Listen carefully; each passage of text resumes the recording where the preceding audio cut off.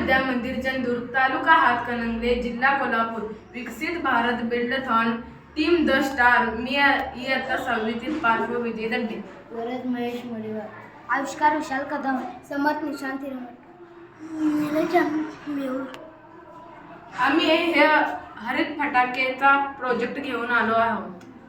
अरे अरे अरे अरे अरे अरे काय अरे काय झालं? आमच्या गल्लीत इतके फटाके उडवले आहेत की श्वास घ्यायला सुद्धा इन झालाय. आमच्या दीदीला बाळ झालं आहे, आमच्या बाळाला पण त्रास होत आहे. अरे हो, खरंच खूप ध्वनी प्रदूषण होत आहे, हवेचे पण प्रदूषण होत आहे. वय वय फटाके आवाजले आजोबांनी ही चालू होत आहे. थांबा थांबा, त्याच्यावर एक मी उपाय घेऊन आलोय.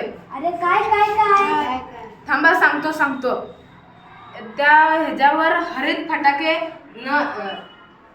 न उडवता हरित फटाके उडवायची गरज आहे. कारण त्याच्याने प्रदूषण पण होणार नाही आणि आहे तसा आनंद मिळतो आणि कमी खर्चात पण होऊ शकतो. हे बघा हरित फटाके.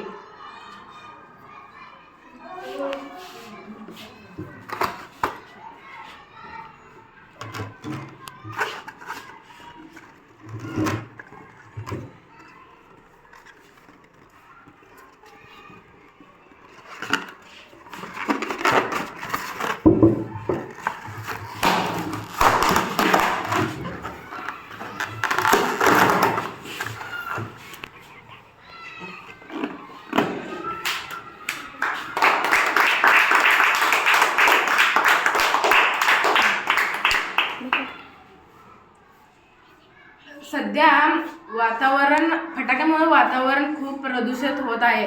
आपण फटाके न उडवता हरित फटाके उडवण्याची गरज आहे. कारण याच्याने ध्वनी प्रदूषण पण होणार नाही आणि वातावरण शुद्ध राहील. कारण याच्याने प्राणी पक्ष्यांना त्रास पण होणार नाही, वनस्पतींना धोका पण नाही.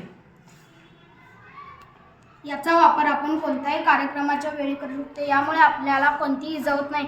यापासून आपल्याला कोणताही धोका नाही. लहानापासून मोठ्यापर्यंत याचा आनंद घेऊ शकतो. याला ना आगीची गरज असते ना पावसाची. कारण फटाके आग लावल्यानंतर लागते व ते पावसाने खराब होतात.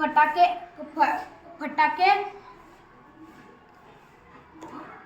प्राण्यांना पक्ष्यांना खूप त्रास होतो फटाक्यामुळे व त्यांना खूप त्रास झेलावा लागतो. या फटाक्यामुळे प्रदूषण होत आहे म्हणून हे फटाके वापर केला पाहिजे.